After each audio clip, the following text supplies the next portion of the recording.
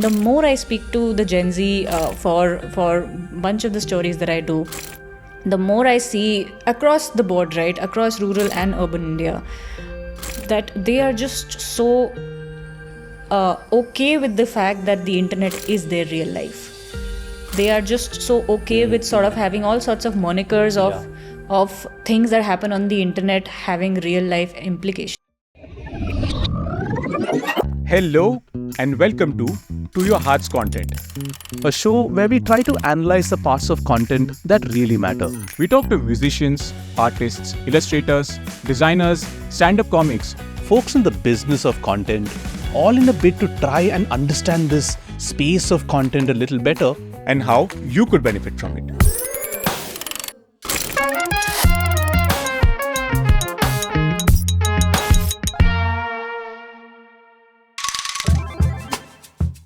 Today, we speak with Shefali Bhatt, someone who has been a journalist in the space of tech, culture, mental health, and the creator economy.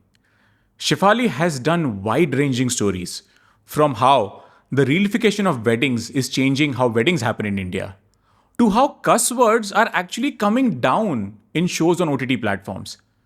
We talk about how the internet is changing us as people.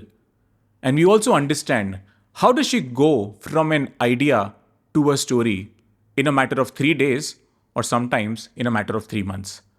In this wide-ranging conversation, we talk to Shefali and understand the mind of someone who is at the forefront of Indian tech and culture. Shefali, thank you so much for coming on and making time for this. And we are recording this right at the end of a day where it has rained so much. As someone who has lived in Bombay for 10 years, I really, really appreciate it that you have still come, because it's hard sometimes to get around when it rains so much in Bombay.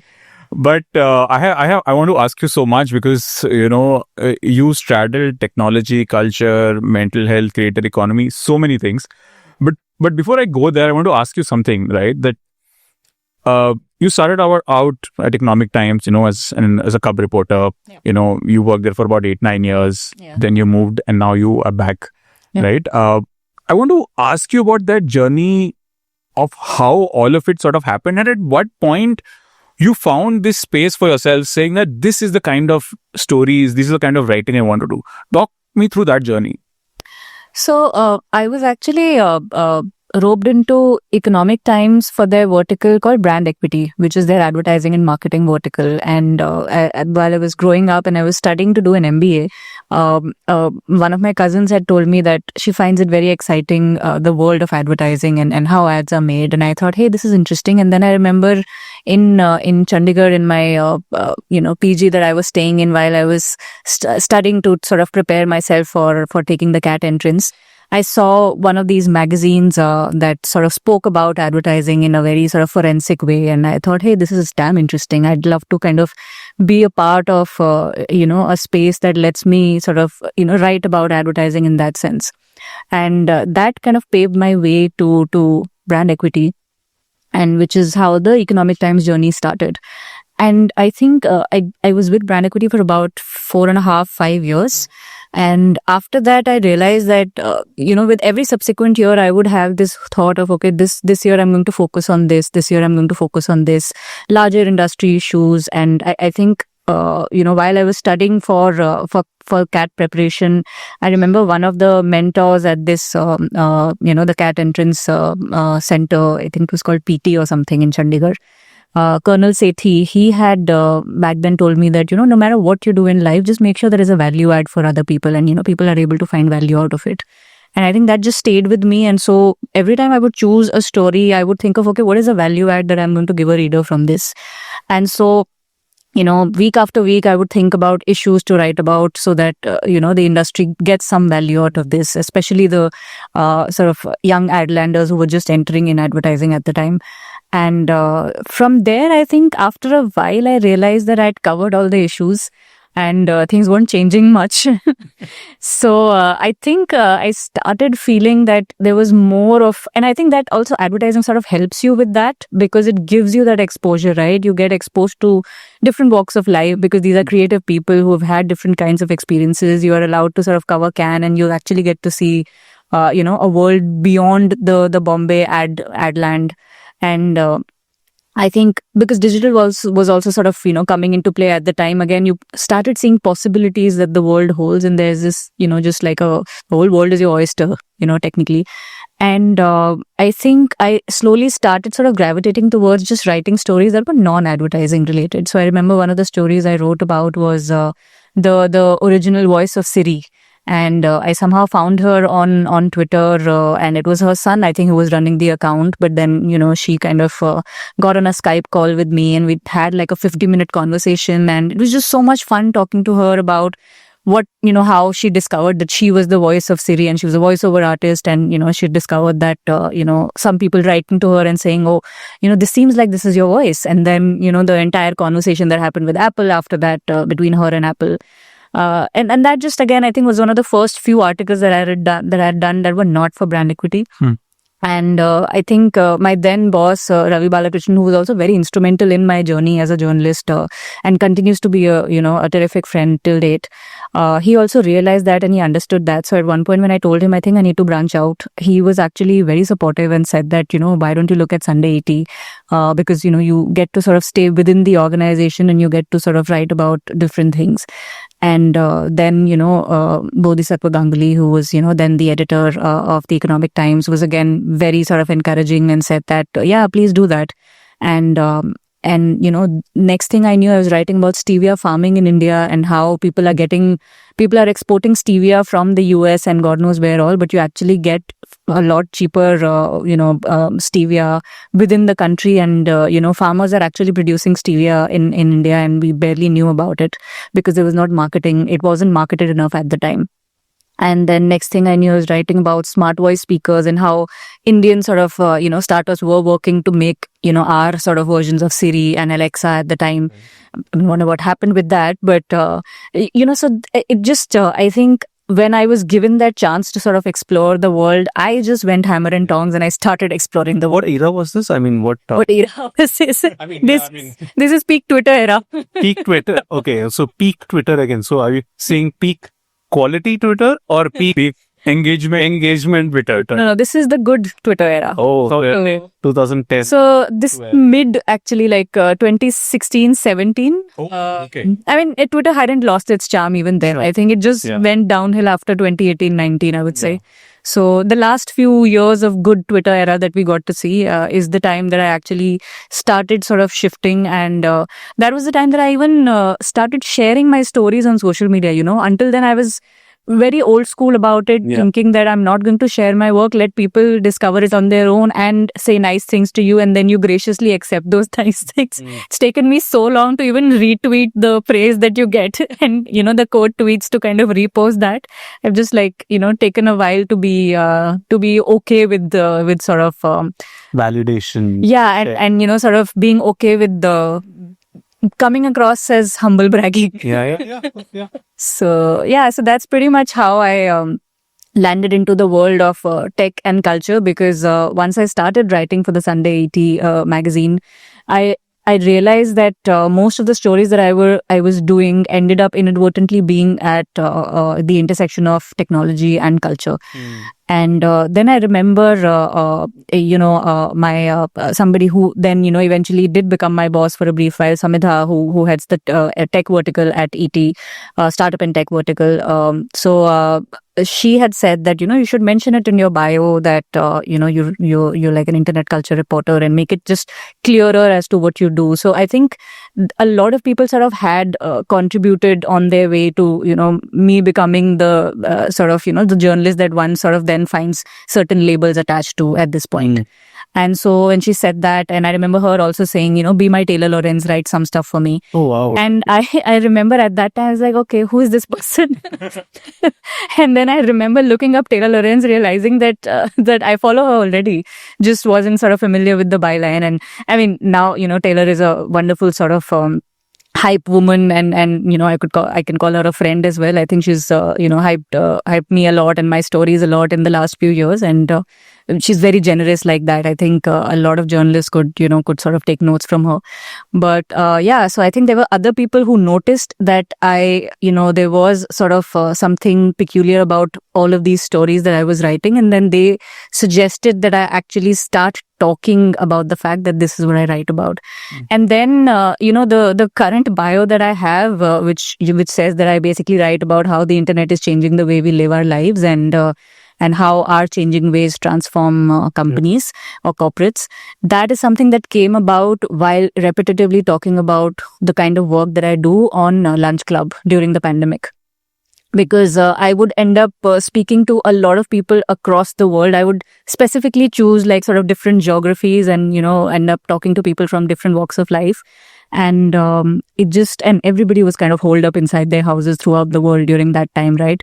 And I remember that there was this one particular conversation, I unfortunately don't remember with whom, but with this person, I think I was able to articulate this, and I was able to sort of condense it to just these 2 lines, and so that's how I think it came about. And up until then, I think it was a lot of it would just by the way be a part of my stories. But I think when I was able to articulate it, I was able to streamline my own thought process. Wow, okay. And so since then, I think since 2021 is when I have actually been thinking on those lines, and so you will see more and more stories that have a very sharper focus on how the internet is changing the way we live our lives, or how our changing patterns are making not just consumer internet companies but companies in general bring about transformations. So that I hope that answers the question. Yes, absolutely, and it goes in so many interesting directions. Yeah. Like one of the things I want to ask you, right, that you started off writing for Brand Equity, right? So which is a fairly, I would say, streamlined, straightforward place to start, writing. And then along the way, you meet mentors, you meet people who give you advice. And then the pandemic happens. Suddenly, the scent of people who you can be influenced by opens up. Yeah. In a very, very different way. And now you say that, okay, you found an identity and you are starting to think in certain, directions. But help me understand that to arrive at that point, you went through this journey. Yeah. Right? What parts of the journey now in hindsight stand out to you, saying that if it were not for these aspects of those 7, 8, 9 years, I wouldn't be able to do the work I am doing today? Yeah, I think it's just the joy of reporting itself. People are a reservoir of treasure insights. Like you talk to people and you realize that sometimes neither of us realize what happens. Magic happens when you're talking to people about how they think, about how they do the things that they do. And, sometimes just like how I was able to articulate what it is that I exactly write about. And with that articulation, I was able to get clarity on how I should actually think of it and then, sort of talk about it. Just the same way when you're asking questions to people, they are able to get clarity on how they think about things and talk about them and go about their lives. And I think throughout this time, if there is one thing that I have absolutely cherished, is reporting, just talking to different kinds of people and understanding how their minds work and how they act and how they reflect on that when these questions are asked. Yeah, and that resonates with me personally so much because my training is in market research or consumer insights, right? There you go. So for all my life, all I have done is actually spoken to consumers and really going and understanding who they are as people, what are their ambitions, fears, motivations, and how do they navigate the world at large. And to me, that is personally just a beautiful process, irrespective of the outcome. Sure, I was working for my clients and brands and so on. Yeah. But there is so much you gain as a human being, right? The ability to connect with another person who is very unlike you. But or so you think when you start off. Yeah, and 15 minutes into the conversation, he's like, we are roughly having the same things. Like one of the things which at least I felt that, and I love to travel, and one thing which I feel that if you take health, money, relationships, and identity, you can almost define any country on these 4 axes. Yeah, very true. Right. And again, I wouldn't say that this is something original, but I just sort of stumbled upon it in some way. I mean, that's how we look at countries, right? We look at Scandinavia and we think of these things. Yeah. And, we look at... Correct. So one thing which I've really liked about your writing is that, it straddles multiple worlds. But what I'm most interested in to know is that where does an idea start for you for a story, and what is that journey of that idea, and how does it end? So does it start in a silo of saying, "Okay, I've noticed this," and does it start growing then, or is it a more formative idea which has already happened and now you feel, okay, there is a story here? Yeah, I think it's a combination of all, right? So sometimes it's something that you would say in a conversation I'm having with you for a different story altogether, and and it stay at the back of your head, and then you obviously need you know that German sort of concept of Bader-Meinhof, where I don't know something. if you would So basically, when you sure of something for the first time, and then you start noticing it because now you're aware of it. So it was always there. People were talking about it, but you're just more aware of it now. Your radar is on, so you're picking those cues a lot more now. They're disappearing now everywhere, that kind of thing. Yeah. So Okay. so it's just that now you're aware, so you're seeing it everywhere. So that's a beautiful thing that happens where something you notice or something someone tells you, and then I think the universe aligns, man. Like a lot of times you just you really have to kind of give it to the universe that it just brings all of these things to you, and then you realize, okay, there's these things are sort of connected. I think this makes sense. There's somewhere that you can go with this. Then there are stories where just a nagging thought. Like I'll give you an example. A story I wrote on the cognitive dissonance of Instagram stories, which was out a couple of days very ago. recently, yeah. Just a couple of days ago. It was something that I'd been meaning to write since the second wave of pandemic. And I had actually been noticing, just like 3 to 4 straight tweets, one tweet a year. But I kept sort of, lining them up. And, so the idea of cognitive dissonance of Instagram stories, I jotted it down in January 2021. And then since then, every year I would find, at least one tweet, which would tell me, okay, yeah, there are more people feeling this. And then I think by the time we got to All Eyes on Rafa template, then there were more and more people who were vocally talking about it. And it just felt like, okay, I waited 4 years for this, 3.5 years for this. Now is the time I need to write this story. Because it just seemed like it wasn't just a figment of my imagination, or I wasn't overthinking anymore. This is real. More and more people are feeling it. And so sometimes that happens, right? Sometimes you actually do wait you sit on an idea for so long because you feel like, maybe right now, it's not as solid and you just need more examples, and sometimes those examples you get over a week. Sometimes it takes 3.5 years to get that story out. That's so interesting. And as somebody who also thinks in this intersection around technology, culture, and trying to find new ideas to write about and all that, one of my worries always is when I come up with, say, an idea and a thesis, whatever, is especially because we are writing about digital that changes on such a, I want to say almost monthly basis, is that, oh man, do I get this out of my system now before something changes? You don't know whether, say, this is going to be a dominant, Weltanschauung. I don't know why I went there because you said something German. Then I genuinely couldn't think of another word, but yeah. Oh goodness, it's going to be one of those. Jokes apart, it's like, do I strike on this while the examples are still there, or do I wait to collect them? Like, is that a fear that you have that this story might end up becoming stale, or this idea, or is it just a good journalistic practice to let's just find more examples before we jump into something that is just an intuition in your head and not proven yet? That is part one. And part two, which you can choose to ignore part one, but what I'm really interested in is what your knowledge management is like. So if you have I'm sure you have multiple theses running at all points of time. So do you have like different documents open for each of them and keep collecting examples? So yeah, just a little bit about that. You can ignore the first part of it. I just wanted to say Weltanschauung, I think. So No, actually the part one is important, at least, for other people who would feel this FOMO, right? And want to sort of strike the iron while it's red hot. So I think the privilege that I have is that I don't write about what is trending on the internet in the now. Yeah. I get to have a space where I'm allowed to write about how the internet is changing us as people. And those changes are not happening overnight. They just they happen very gradually. Yeah.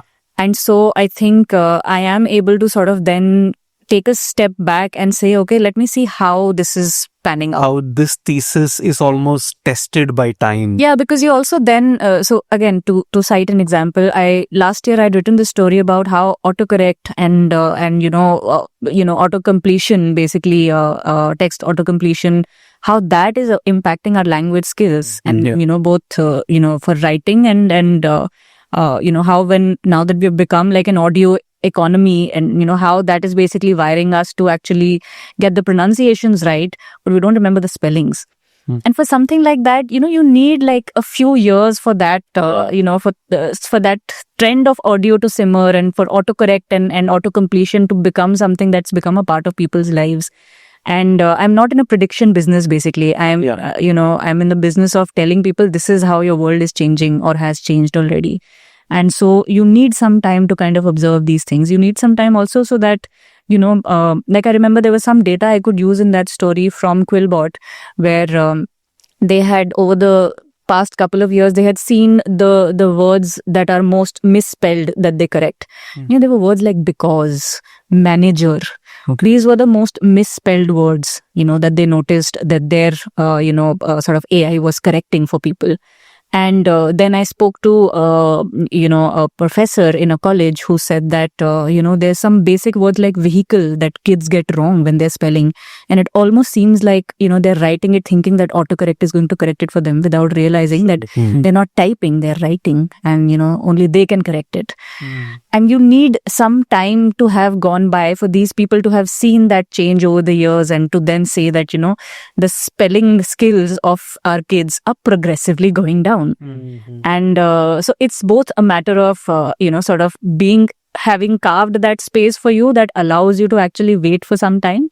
But then there are also certain things that you have to, you have to kind of write then and there because not just because it's not FOMO, but because, there is a certain topicality to it. So Rahul Gandhi making it to archive DILFs is topical because it happens just around the, the election counting and so, and you also kind of have that sense, okay, there's no larger trend or larger sort of change that you're looking at. You're just trying to make a point about how memes have become so significant in terms of just political education of the young. And through that route, through the archive DILFs, is that you choose to tell that story because it just happened on the day of the election counting. So I think after you do it for some time, you are able to sort of, get that sense that, okay, this is something that I need to get, more sort of, so that I feel confident that this is not just a passing thing that I'm talking about, but it is something that is going to have long-term implications on us.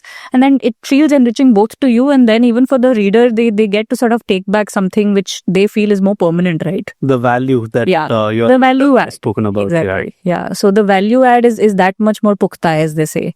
And so, one tries to sort of go for that, as much as one can. No, and I think what I like about what you're saying is that, that time allows you to differentiate between the anecdotal and the empirical. Yeah. Right? That you are not trying to latch onto a fad, right? Which will, of course, it is someone else's job to write it. Let me put it this way. It's not that it's... No, it's my job as well. I do both. Okay. That's actually a great point, right? So there is a distinction you have to draw between an anecdotal and an empirical thing because by the nature of the kind of work you do, there has to be a certain regularity with which you have to write. Yes. Yeah. Right? Now, help me understand that what is that sifting through process you have to say that this is going to marinate, for the lack of a better word, into a bigger story versus this is going to capture a moment in time, not a zeitgeist in that sense, but something which is has a totally shorter shelf life. So how do you make that distinction sometimes? And you can answer the other question on knowledge management at any point of time which you feel free is right. No, so sorry, I completely skip that. So knowledge management is not it's not very high fundayar. I have GDocs. It's as simple as that. I have GDocs and there's Control F is my best friend. So there's links and there's like a long list of stories that I want to do at some point in life, and so those are the projects. And then there is I love sort of doing the whole how you have the to-do list. So I have like a digital to-do list, and I have an offline sort of hard copy sort of to-do list as well. So I keep ticking things. So that's the same with my story idea list as well, where if something is done, then I keep sort of bringing it to the bottom barrel which says, okay, now this is done. And there's that list sort of the upper list, which is the story ideas, it keeps increasing, and the lower list, which is like this is done. It just very slowly it's growing. But yeah, it's a beautiful feeling when like this story that I had been kind of piling examples for 3.5 years, when I was finally able to move it down. Oh, that dragging, and oh man, that was just like, yeah, that felt like victory. Like finally you're able to do this, and it obviously then to, jumping back to, because I don't have anything else which is more specific. I really wish I had a better management system, but it's just a GDoc. And to the sifting part, or basically how does one manage marinating versus, ensuring that, your deliverables are being met, because I'm in a full-time job. Yeah. I don't know, yeah. I think you do it because you're just like, you're wired to operate under deadlines. And I think the one thing that I noticed post the pandemic is that there's no paucity of ideas. It just, most of the ideas just, will take a lot of time because they're projects.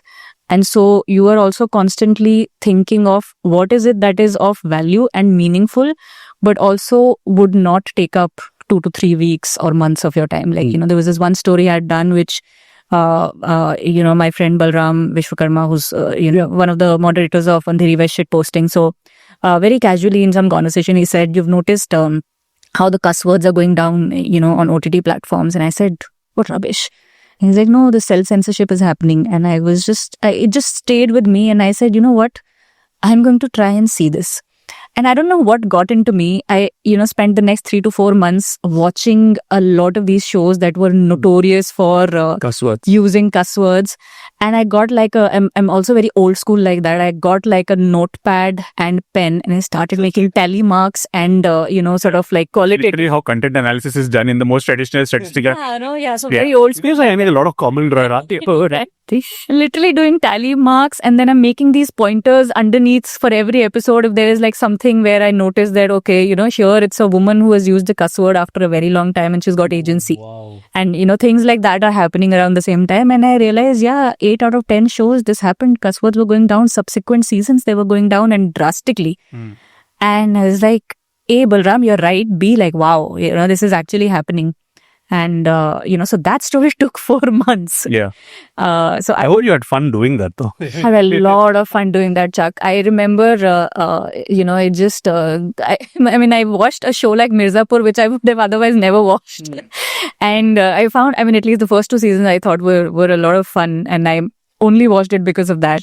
And I think what I took back with me is that I can now do a PhD on cuss words. And I don't even need to go through the 3 years. Like, I've already put in that kind of work. I just need to write the thesis now. Yeah. And B, I need to be on panels that talk about cuss words and self-censorship. Like, call me. And C, I think, is the most important and the most serious of all. I understood the power dynamic of using cuss words. So, like I said, right, a woman using cuss words and the kind of cuss words that she uses, it tells you a lot about, in that it's the writer's way of telling you she's now got agency. Or even, the kind of cuss words that you would use to somebody of a certain socio-economic background versus someone who you think is your equal.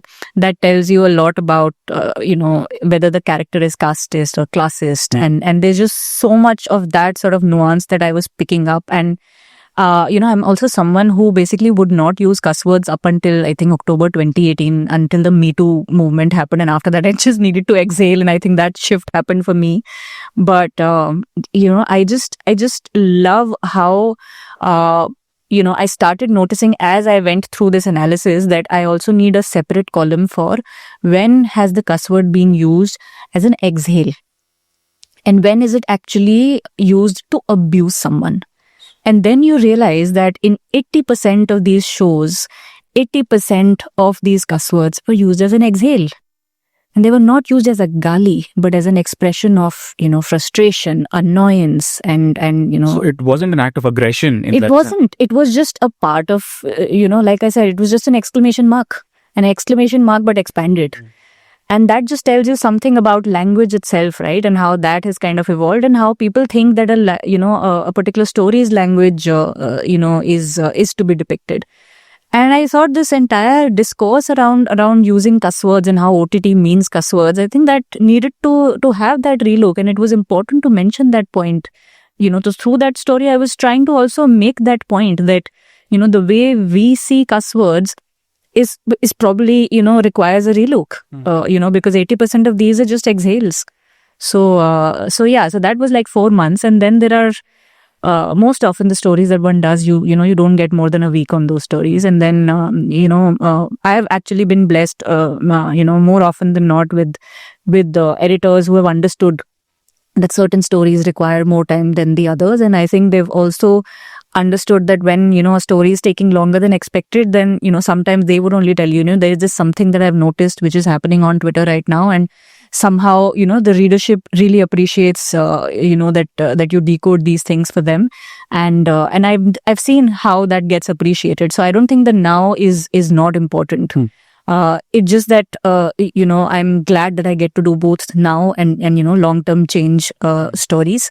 And the way one manages it is how you manage everything in life, which is deadlines. So sometimes somebody else sets deadlines for you, and sometimes you set deadlines for yourself. So I think with this cuss word story, I had told myself, this is endless. I have to stop at the 10th show. And so that is the deadline I set for myself, because after a point I was just like, it's also like, it's just too much sensory overload. Yeah. I need to get out of this world and, maybe start watching things that I genuinely want to watch, and not things, because I remember I was watching some show, because it had gone into, I also needed to pick shows that have had like 2 to 3 seasons, right? Yeah. And so I start watching this show, which was in its 2nd season. And I see that it has barely any cuss words, and I'm just like, what a waste. So, and I finally watched that show now, a few months ago when its 3rd season had come out. So, and then I realized it's just so funny. I didn't watch it last year because I was like, it has no cuss words. It's of no use to me. So, this is fascinating. Like, we wanted to speak to you about creators, but in some sense, we are speaking to you about your journey as a creator, let's call it. I want to sort of butt in there and say that I'm not a creator. Yeah, I know, but that's why that's why I use very heavy quotes, and we can debate later whether the word creator is a cuss word or whatever. But I want to, like, one of the questions that we've asked many others, and something that I keep thinking about, is this whole thing about attention spans and all that sort of thing, right? And I'll tell you a few theses that I have, and I want you to answer this as a journalist, right? And that's why I used content, but still use the air quotes. No, you'll get all answers as a journalist only. I'm not a creator. So you will not get... Fair enough. And when I say creator, I mean putting work out there, right? Which people do end up seeing. And judging, importantly. In short, I won't ramble about this, which is, have you seen people appreciate depth? And what I mean by that is, like, the reason I'm asking this question right now over here is, you said that you work on 2 kinds of stories, let's call them, right? One which need to be turned out in a week, sure. And ones are going to take longer time. Now, those are going to be deeper. They're going to be more analytical. I'm not going to say that they're lengthier necessarily, but they are. But they are that as well. They are, right? By nature, they will be. So, is there an appreciation for the amount of time that you put in? That people are not going to come and say, oh, you must have spent 4 weeks on this, 4 months on this, whatever. But in general, and we come from a world of podcasts where we say that, hey, attention spans around the world are going down, at least that's the popular perception. But at the same time, people are spending time listening to 4 or 5 hour long podcasts, as all of us guests are aware of, with the show that shall not be named. But also, we can't name Seen Unseen. No, of course we can. We have both been on that show, so we definitely. I just recorded. Yeah, recorded as well. That's recorded as well. That's why I said, like, I remember that being said. And also, of course, if you look at the even if you look on YouTube, you don't need to go through hour-long shows, but 20, 30-minute long deep dives into topics, they have a fair number of views. Whether you agree with them or not is a different matter. But the fact of the matter is, long-ish form content seems to kind of be working. So we live in this strange time where they say, oh, attention spans around the world have decreased, younger generation, whatever. But at the same time, they are spending 2-3 hours listening to podcast, whatever. If you may not agree with Joe Rogan's views, but whatever, the people are spending time. They're spending hours watching people play games on Twitch and go deep into that universe. So there is this. My thesis for this is that there is so much content out there that the filtering needs to be quick, but then you get to what you want and then you go deep into that. That is my way of looking at this. This is a thesis that I have. I don't want to necessarily address a thesis, but I want you to look at it from the point of view of your, again, quote unquote, content that you put out over there, the short pieces that you do, the quick pieces that you do versus the things that take more amount of time. What's the reaction to those? The appreciation that you get, the quality of discourse that you get as a result of those is really where I was going. It still goes back to the same depth question. So yeah. This conversation you'll find journalists having so often because, so many times you would hear them say that, they just put out like a harmless tweet. Yeah. But because it has a certain sort of, controversial quotient, it travels far and wide. And then you're like, I spent 4 weeks on this particular story, would have been great if half of you all had read that. That tends to happen and that will continue to happen. But I've also noticed that I think specifically with me, there have been times where I've felt that, okay, here's a story which was actually very simple for me. But I think for the reader, it finally got them to read something where they could find themselves in. For example, there was a story I'd done on the realification of weddings and how because of that, basically the guests were getting relegated to the side because, the bride and the groom only care about their entry videos and, a lot of sort of artificialness has sort of crept into this process because a reel is more important than the real wedding, it would seem. And that story, resonated and how. And it wasn't like I spent maybe 3 days reporting on that story. So it was in terms of just putting in, human hours. I did not put as much time into that story. And it was like 1,000-1,200 word story.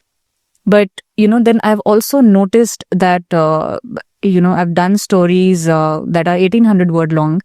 And if they've resonated, if they've hit that note, like there was a story on how, the rise of the real life main character where, with Instagram tools, that these people provide to you for editing, for just putting the sound, they just make it so easy for you to create a reel where you could be the main character. And, you have like just a sudden sort of like slow motion and you put like a certain song, you just like leaning onto the, the edge of the window of your car seat. And, there's you're taking that moving sort of shot as opposed to a still. And you just like, you do this and then, you come back and then that in itself you can use as a 10 to 15 second clip that goes into a reel with like Tanhai or any of those songs in the backdrop. And how that, gives you this feeling that, you are the sort of, character in a movie. And everybody gets to be that now because there are tools to allow you to do that. And, but life is not a movie. So, then are you constantly sort of then looking to create those moments, in your normal life? And then life is not that eventful all the time, right? So when you get used to the attention that brings to you, or how just that, seeing that makes you feel about yourself, and are you sort of orchestrating those moments? And what does that mean for us as people if, we're constantly sort of, trying to, act a certain way because we're doing it for the gram? As opposed to just, posing a certain way, we're now acting a certain way because now it's all clip and not a static image. And so that was an 1,800 word story, and that did, sure, maybe not as many numbers, but I think in terms of impact, I think it was just as good. Then there are stories where you feel that you've put in a lot of time and effort and a lot of technicality went into this, and they don't probably do as well because because it's nerdy, I guess. And, sometimes, you do have like, I think I've now sort of embraced this. I'm a nerd.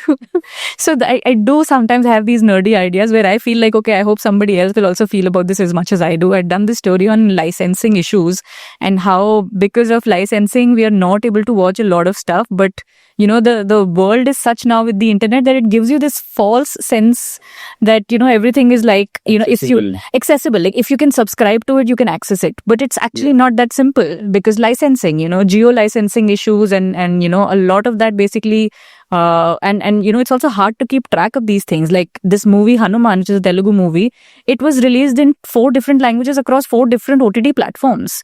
Oh. And so, basically like so the story was basically about how we as a consumer have gotten this sense that, okay, once we pay for something, we can access it, but that's actually not true, because of geo licensing. And so I thought that I'd put in a lot of work into that story and a lot of examples and everything to just tell us just how our content consumption experience gets marred by this.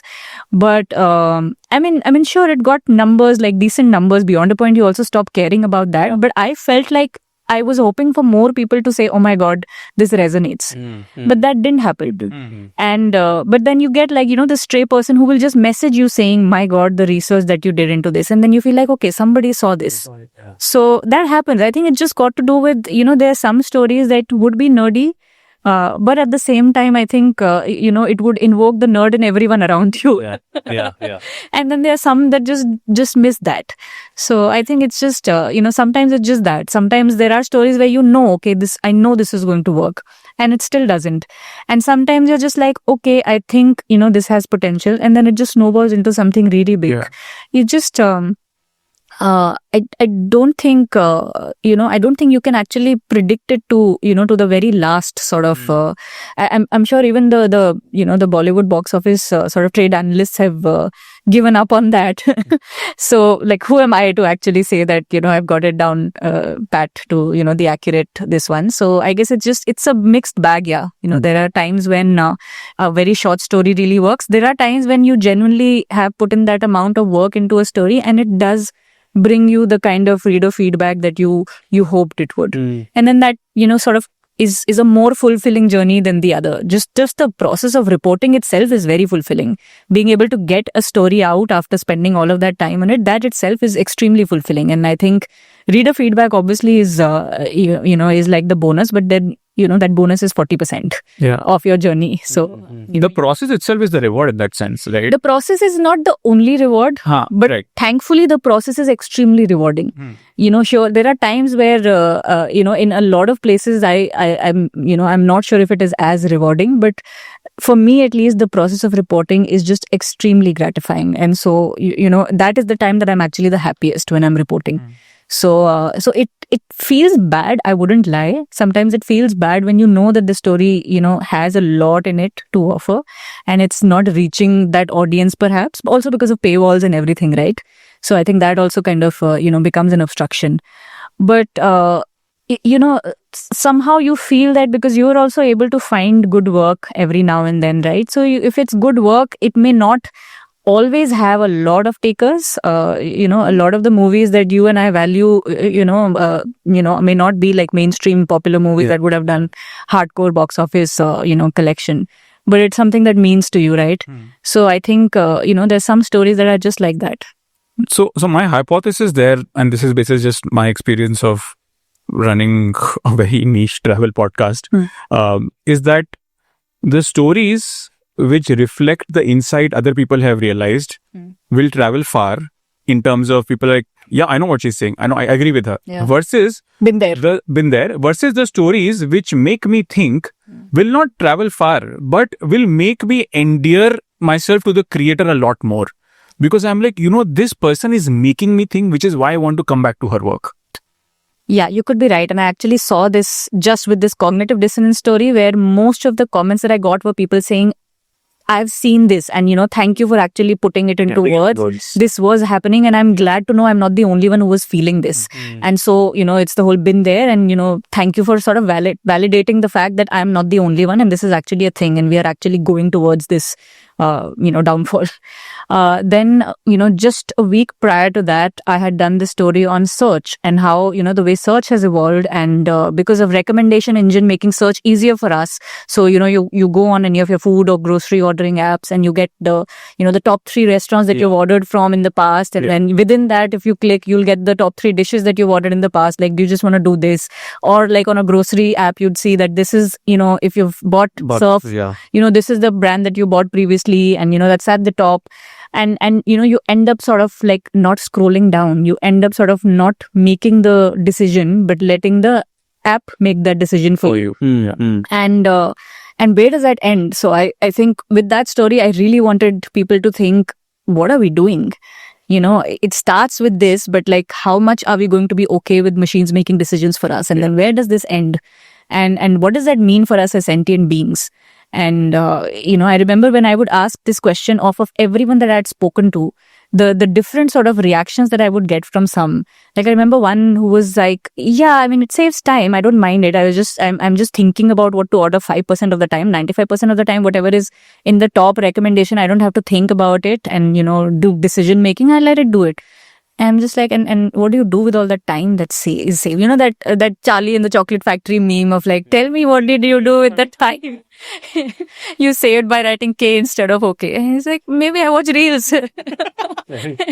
What are we doing with all this time that we have saved? And like, not thinking about what do I want to eat? Or, what is it that I really want from this brand again? Is there something cheaper? Is there something better? And then there was this one person who said, you're right. I think the less I search, the less I think. And that is, again, something that I wanted more people to sort of, go home with, which is that, this is happening to us. And sure, it saves our time and decision making. But where do we draw the line? And do we need to draw the line? Maybe we do. And so those are the kind of stories that do not sort of explode, or at least it hasn't exploded yet, that story, to the extent that I was expecting it would. But maybe I'm going with your thesis on that it's a, it's an idea that people have not thought about. They need to sort of be prodded with it, and it needs to marinate within them for them to then go like, okay, what, this is happening. So yeah, that happens. But then I guess, some stories do find a life, 2 years later when, and that has happened in the past. And so I'm bullish on this story sort of, finding that getting its due. Not that it didn't already, the week it was out, but I guess, it wasn't euphoric. So, sometimes, you feel, because you feel a certain euphoria in putting that out. And so, even if you want to be zen about it, when that euphoria is not reciprocated after publishing, you feel like, okay, I really wish you were able to see in it what I saw in it. But more often than not, if the story has that potential, sooner or later, it finds it finds more readers, basically. Yeah. What is the input? I can understand when you report, obviously you go out and seek people who you specifically want to interview. What is and this is a roundabout way of asking what your content diet really is. There'll be some input that you take from, say, international publications or even national publications, whatever the case, maybe just, adding dots to the collection, as it were. But a lot of your stories, a lot of your thesis are so rooted in everyday behavior. It's like how I would use Instagram or how you would use Instagram. So does it start from there? In some sense, what I'm trying to say is, are your friends that you follow on Instagram and their behavior, does that, you just, spend 10 minutes on Instagram and you notice something like, oh yeah, this story is happy, this story is very sad. So is that a trend? So does it start from there, or is it something a little more manicured or a little more scientific than that? Or is it really just a combination of all of these things, experience all of these things, structured way of consuming, say, newsletters, and then just go onto Instagram and then marinate and then think, oh, okay, that might be an interesting thesis? I think what helps is, I would say proactively just valuing diversity of inputs. Okay. For every story, even when I'm thinking about it, I would speak to people from different walks of life, and not just, in terms of, so age, their work profile, then the religion, and their sort of socio-economic place in society, because the way an oppressed caste, person from an oppressed caste sees the internet is very different from the way somebody from a minority persecuted religion sees the internet, is very different from the way an upper caste majority religion, cis-het person sees the internet. And I think that is something that at least I try to with every story, keep that in mind, to basically get a sense of how a particular thing that I am thinking of, how is that manifesting for these different sets of people. So that story that I told you about the real life main character, right? I'd spoken to Sahil Valmiki, who was the editor of Dalit Desk, and he spoke about how so much of this just does not apply to people from the Dalit community, because so many of these trends, like can we switch to the good times, are just not applicable to their community, where every day is a strife. And so those trends feel like a slap in the face, because it alienates you. And that is something that somebody who has had privileges in their life and would not be able to tell me. And so, for instance, a story on comments and the world of comments, and we all know how there's a different world of comments on Instagram, where people are like, I'm here for the comments, or YouTube, where people are just like interacting with each other on comments, and there's more of an identity over there. LinkedIn, where comments are like, great, thank you, because people want to be seen through CFBR, community for better reach. For better reach, that's the most like self-importance, gaining exercise. And then Twitter, right, where comments is basically something that, Performative, yeah, and has become such a bane of people's existence that that is the one feature that has gone through so many changes. This intersection, we've spoken to so many people over here. Everybody just universally loathes Twitter right now. And I don't know. Yeah. Just love it. Anyway, sorry, coming back to that. Yeah, that's a universal sentiment, I believe. But within that story as well, right? So I spoke to a Muslim poet, a woman Muslim poet, and her experience of her comment section, even though she is, she is basically sharing art, her poetry on Instagram, is just it's horrible. And you would not get that, from a regular, again, that demographic poet, from a majority religion. And so, even if the content was exactly the same. Exactly. And you do that, right? You do this. I'd done this, my colleague and I, Apurva and I, we had done this story, and we had compared the kind of comments that male creators get on their YouTube videos and Instagram versus the comments that women, like female creators get on their YouTube and Instagram. And, the generic, even the generic one for women are all about objectification and, all sorts of threatening messages. And with men, it's, oh, you're fat. Oh, your teeth are funny. You smile funny. And it's, it just stops at that. Like, after fat shaming and body shaming, there's nothing else that you can, nothing mean that you can say to a man, it seems. Yeah. So there, that in itself is like, gives you a picture of basically how different the internet is for different kinds of people, right? So this is just gender. In so many of my stories, and I tell this to people when I'm discussing my, reporting process, that this is a problem that I have invited for myself, wherein I try to ensure that I have 60% women, in my story represented, and 40% men I'm okay with. Because when I start off with 60%, do I get 40%? Yeah. So it invariably, because, you've seen this, it's some sort of conditioning, or just men are just more readily available and out there for you to just speak to for stories. I have to specifically, I've done this with you, if you remember, I wanted to speak to somebody for a story, and I think you mentioned Lavanya. Yes, I remember. Yes, yeah. I did. Yes. Yeah. So that has happened. So I do this with people where I ask them for recommendation, and then I say, is there a woman you can think of in this particular field?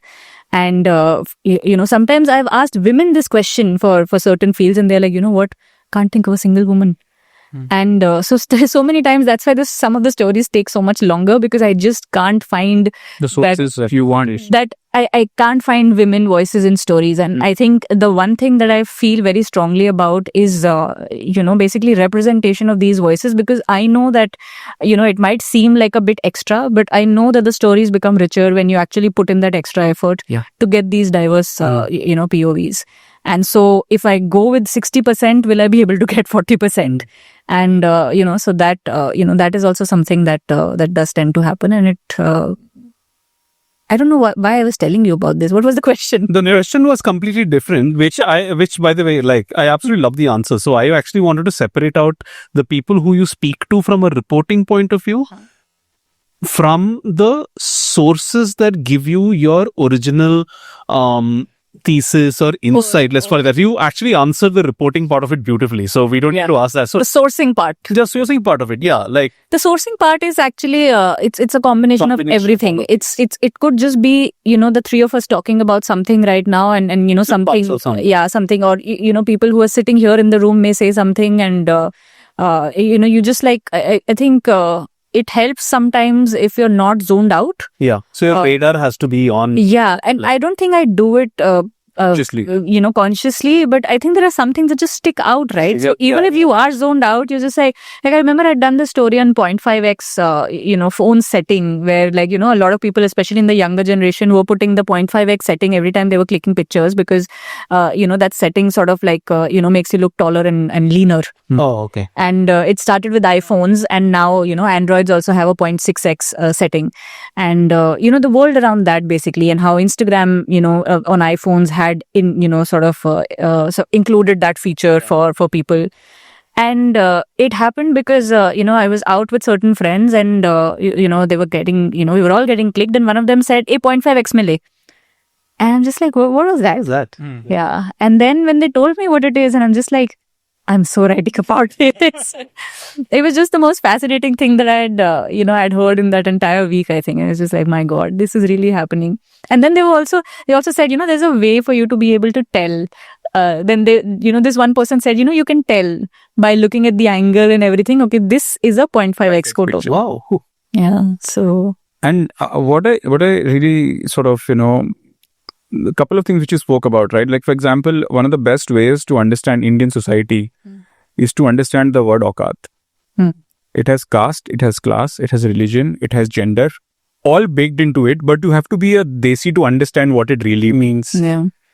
Right? In the context that it is used. In the context that it is used, ki apni aukat mein raho, is a phase of saying that the world is fixed and static, and you are where you are, and you are born there and you will die there. And the thing about, you spoke about, you know, the women's sources. One thing which happened that Amit Verma and Ajay Shah run this YouTube channel called Everything is Everything, and they did an episode on maps. And there are these two men talking about maps. And the pinned comment is actually from a woman, and he said what maps have done is the fact that they have allowed a woman to navigate physical spaces without the input from a male. Yeah. And that is liberating. And I'm saying that for two people who are intellectual and erudite, they could have never even thought of it because it's not their experience as people. Yeah. You know, not just women, I think older women. I remember because I had done this story sometime in the thick of the first wave of the pandemic. So boomers, basically. There was one woman who was in her early 60s, and she said that to me. It's just like that comment stays in my head rent-free, as they say. She said that, you know, I got somebody to teach us how to navigate the internet because I wanted to learn how to read maps, how to use Google Maps. Because, you know, when you're going out and, you know, you pull the window of your car down, or you know, you just stop the bike and you're the one sitting behind, and you ask somebody for directions, they think you're illiterate because they think that you don't know how to read maps. And so she wanted to sort of avoid that. Wow. That I don't want to feel that. I don't want to, you know, to be in a situation where somebody makes me feel like that. And so I want to understand how to read maps. And this is not just a woman. This is, a much older woman. So, you know, for them navigating, that interface itself is a struggle. Not a digital native in that. Yeah, exactly. And, that just, it's again something that will come so naturally to us that we will never be able to understand how the internet, means so many different things, or can present itself to be a very different being, depending on, you know, your situation, be it because of your age, your gender, your caste, your religion, or your workplace. And that brings me to a larger arc, which I have always thought of, and I see it so much when I read your stories, is, one of the things I have read somewhere and it stayed with me is that technology is a culture blind spot, in the sense that, you know, technology starts as, we will make this a dating app, and it has become YouTube now. But at the same time, when I look at your stories and I read the 0.5x, and I read the reunification of marriage, I'm also seeing that technology is also shaping culture in so many ways, which is not foreseen. I just want your thoughts on the interplay between technology and culture. And it's almost like how we say law and society shape each other. I'm personally drawing a parallel of saying technology and culture are shaping each other.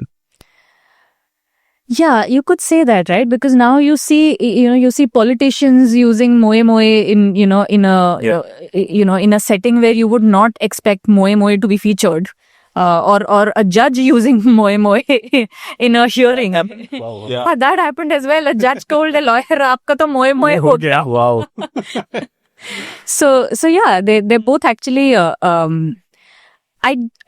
don't think it's yet culture shaping the technology yet. I've yet to see more examples of that. I think it's been sort of more of how technology has shaped us. And then basically how that has shaped us and changed us, then companies have basically had to change themselves. Even tech companies have had to change themselves because of that. That has happened. But I've seen adaptation to that change, but I've not seen something new come out of technology because of a cultural facet. Okay. So that I'm yet to see that. If there is an example that comes to mind, do tell. But I'm yet to see basically that sort of crossover. Okay, so you're saying that there is an adaptation, but there's tweaking tech from consumer internet to big tech to regular sort of companies and corporates. Everybody has had to sort of tweak themselves based on the changes that people were sort of exhibiting. But in some ways or the others, those changes did happen because of the times that we are in, and internet is a huge part of the times that we are in. So it's all very connected. It's not like, I think the changes that have happened to consumers, they have not happened in isolation of the internet.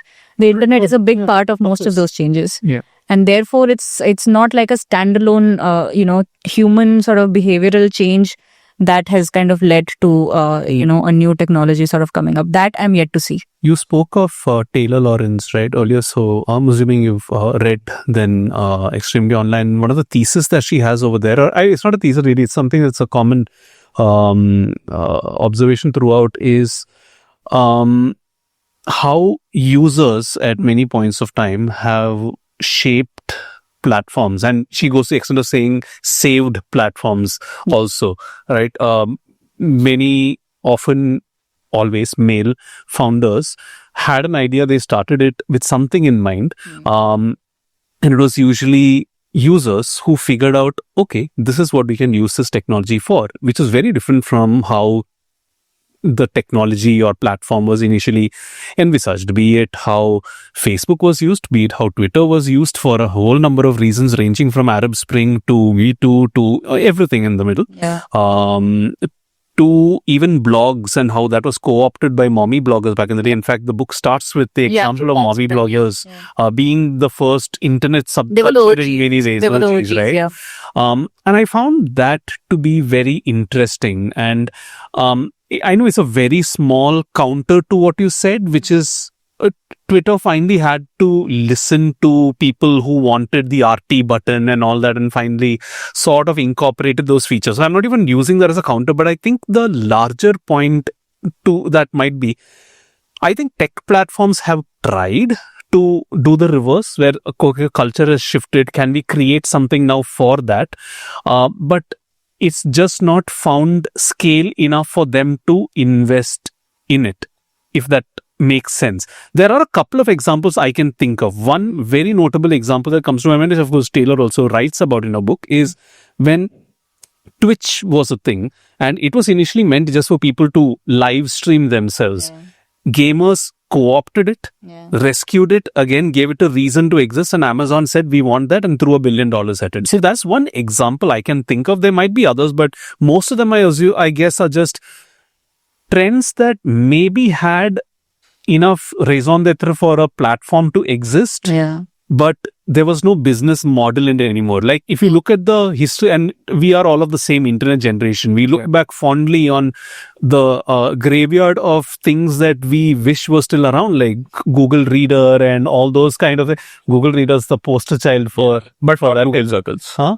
but not Google. So But not Google's. Oh dear God. Oh man, yeah, what was that? Wow. Thanks for that flashback. Yeah.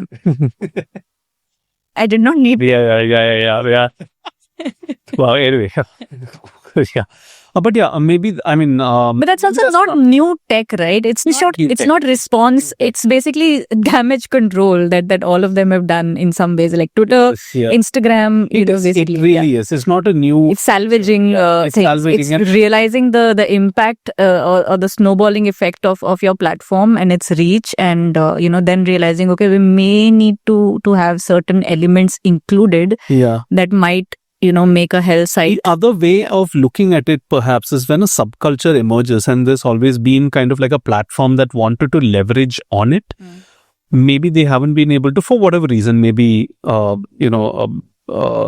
was no way for making money, or users didn't want to pay, which of course is always the case, or there was always a looming threat that big tech would just take over it in some way or the other. Like I remember this period between this weird transitional phase between niche sites and forums and platforms existing to this period of everything is a Facebook group. Like, why do you need a separate standalone forum for this? Like, we are of that generation. I mean, we used Pagal Guy back in the day, right? Like, as MBA aspirants, there we go. That's another blast from the past. Yeah. That's how I first emailed you, because I have told you this. I emailed you back when I thought that, I wanted to do journalism, but I wanted to write about advertising within that. And I emailed you because, you were the guy from Micah on Pagal Guy. There we go. Yeah. And that I'm so glad that you told me, no, then Micah is not for you. So thank God.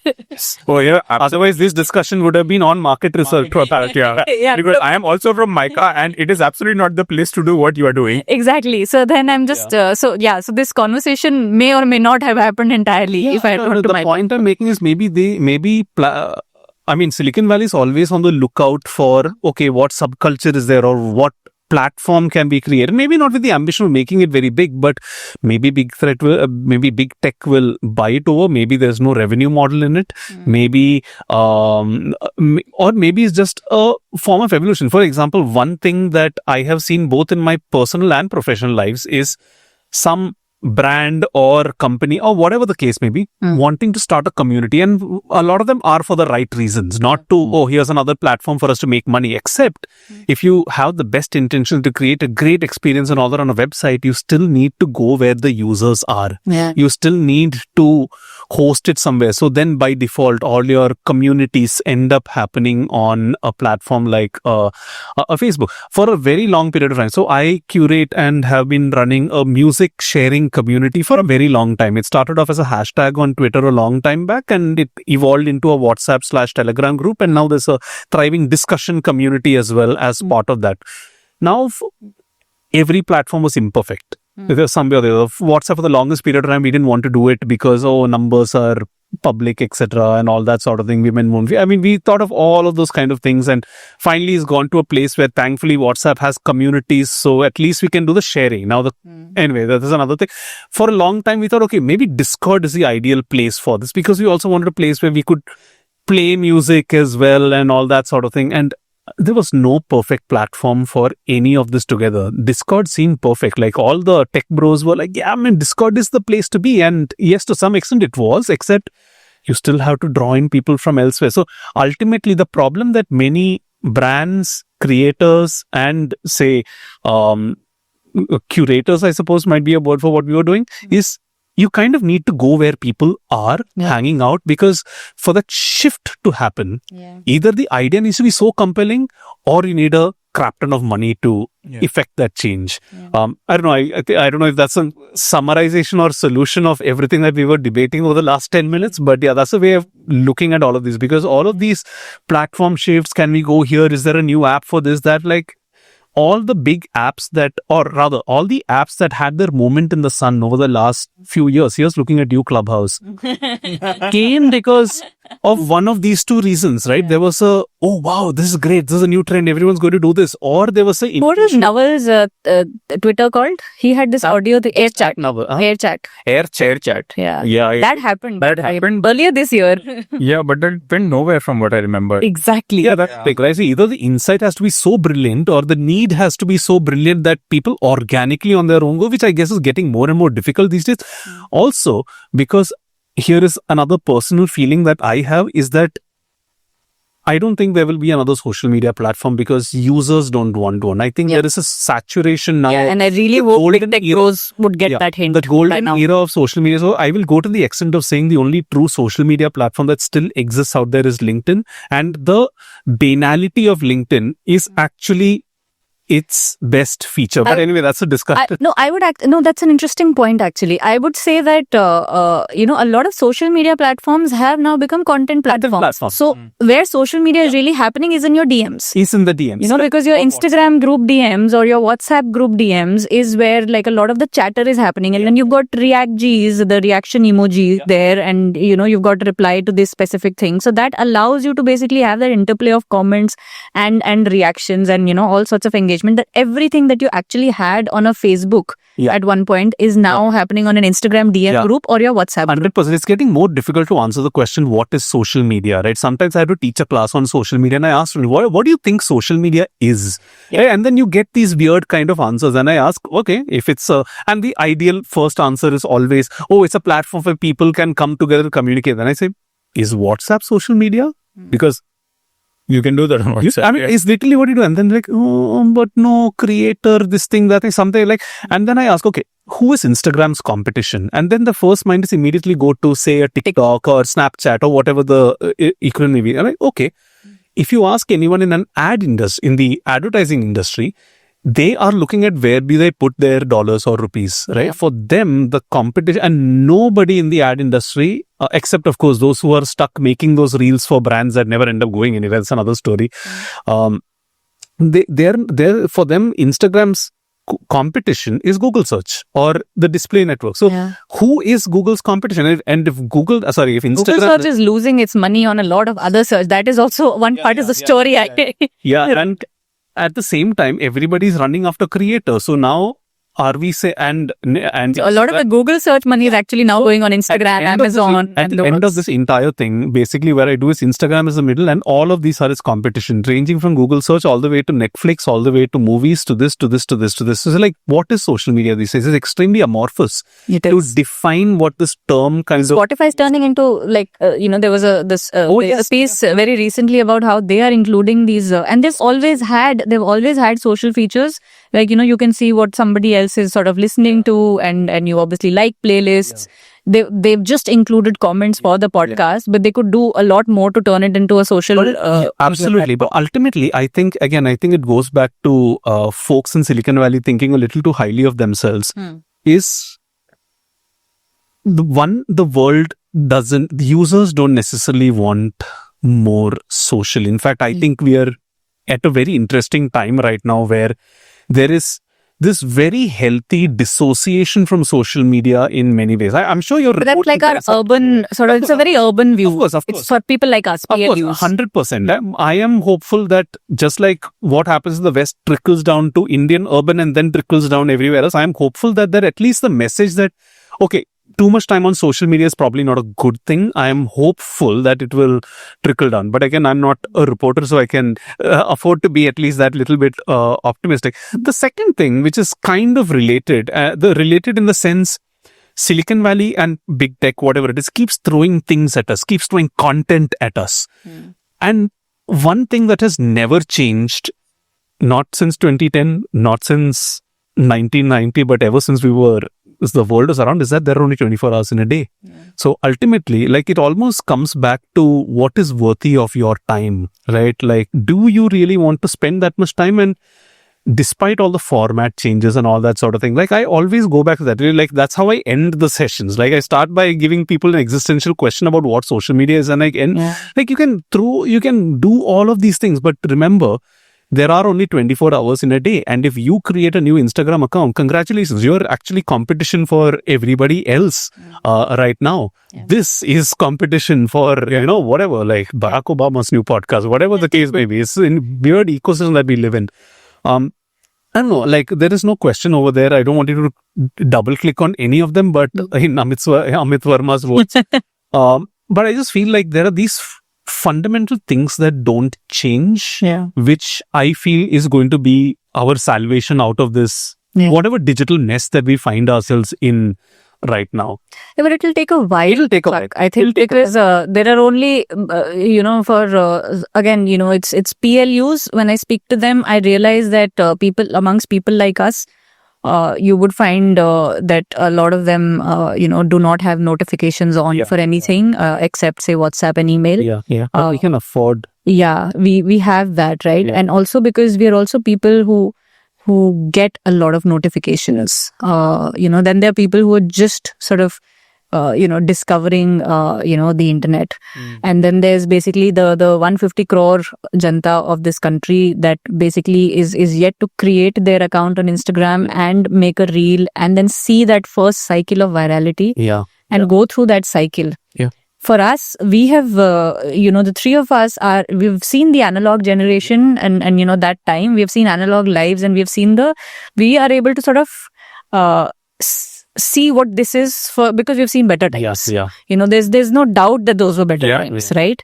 But then there is a generation that has come after us that has only seen the digital times.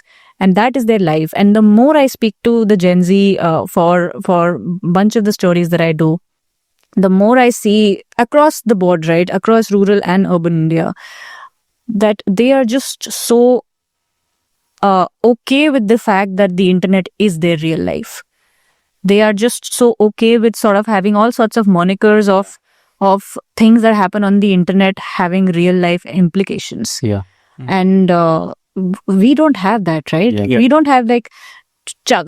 If I don't like Chuck's post and Chuck doesn't like my post, we are not going to think that, we don't, there's something wrong with us and, we're fighting or something. Not at all. But that's not the case with this generation where, this is the language of expressing, that continued friendship with each other. And we know that we don't need to do that because we have seen simpler times. We've seen times where you didn't have to do that.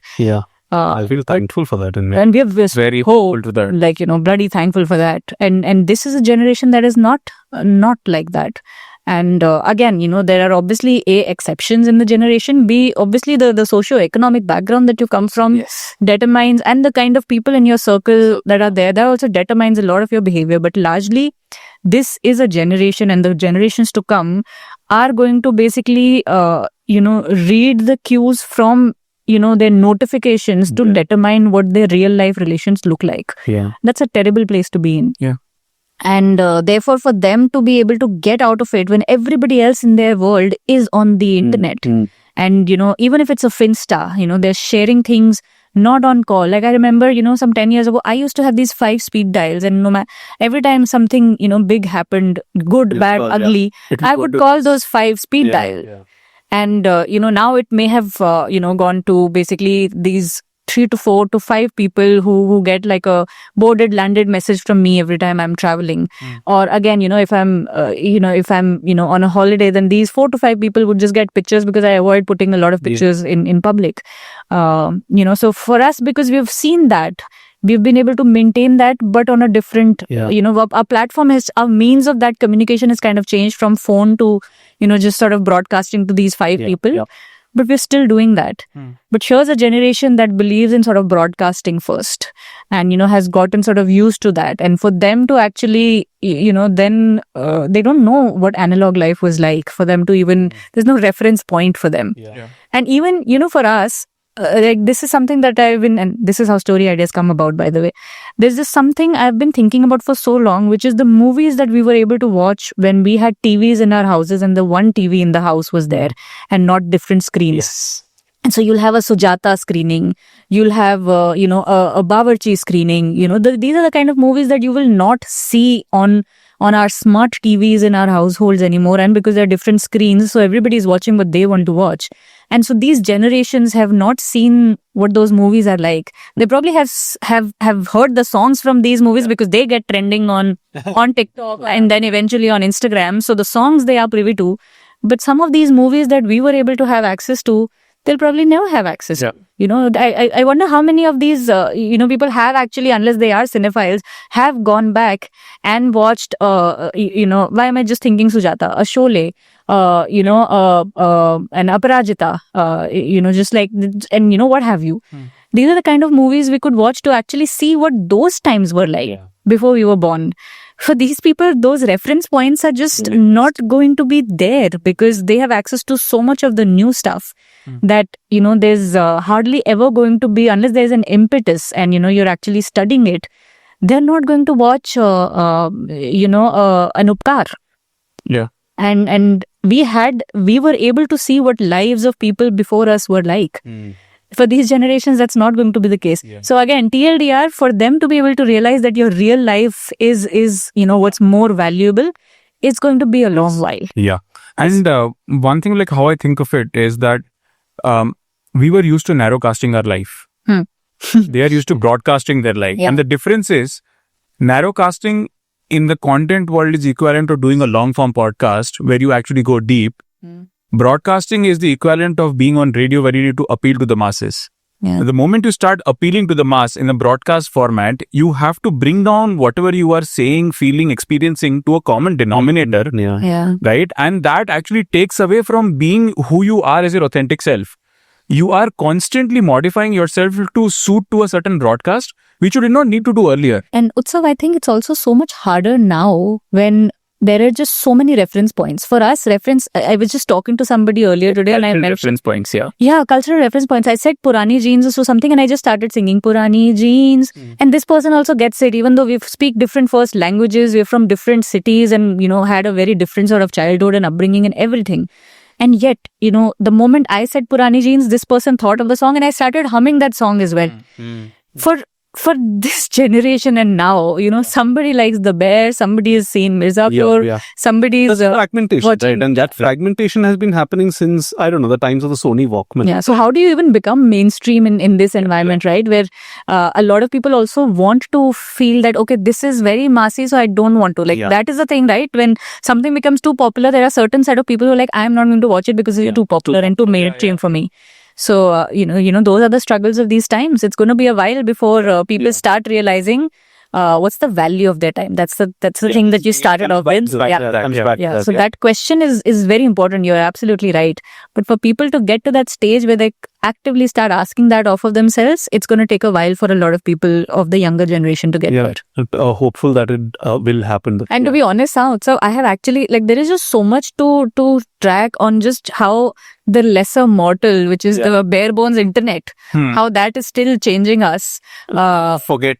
That I'm just I hope I get to it and it's definitely not a crypto because I completely sidestepped the crypto cycle and I was just like, this is too much for me to get into right now. I'm glad other people are doing this because I have my hands full with how the internet is changing us. And, Gen I has now become, at this point, it's like a small part of it. Like even with the search story, right? Your recommendation engine, that is all AI generated, right? And so it becomes a small part of like a larger story on how, our search habits have evolved. And because of that, platforms are having to sort of navigate, like Google's search revenue is kind of, has been sort of dwindling in the past because, some of it is going to Instagram, some of it is going to Amazon, and some of it is going to like how Himanshu Khanna, who was quoted in that story, said, mindshare platforms. And so, you think of movies, you think of IMDb, and, you think of music, you think of either Apple Music or Spotify or YouTube Music. So that has started to happen in a lot of places. And, so because of that, you see that platforms are now aware of the fact that they can actually take some of that share from Google. So they are actually trying to make their search interfaces better. So for IMDb to actually show you not just the rating of the movie, but show you where you can watch that movie. And, because they feel that they can grab some of that share. And, platforms sort of changing because of our search habits changing and, moving to these mindshare platforms. So it's an exciting time to be a reporter on this. Oh yeah, it's an exciting time to be a reporter, and I'm just I'm glad that, one was born exactly at the time that one was born. Yeah. Because, like one got to see the analog life and is able to kind of keep that distance from the digital life to be able to write about it and not lose sanity. Yeah. Because we know there's, the analog world to anchor us down. Yeah. And I'm just glad that there is somebody to do this in this particular country, right? There's so much commentary happening around this. And sure, so some of these lessons, I suppose, could be transposed from or to the West or whatever the case may be. But I'm just glad there's somebody to document not just the shift from analog to digital and how that is changing us across generations, but to do this in this particular country. So yeah, I think you have a lot of exciting thesis coming up. I hope this conversation has given you a few. But I'm very glad that you invoked Taylor Lawrence at the beginning of this interview, because I really hope that you end up writing the Indian version of Extremely Online. So yeah, that's what I wanted to end with.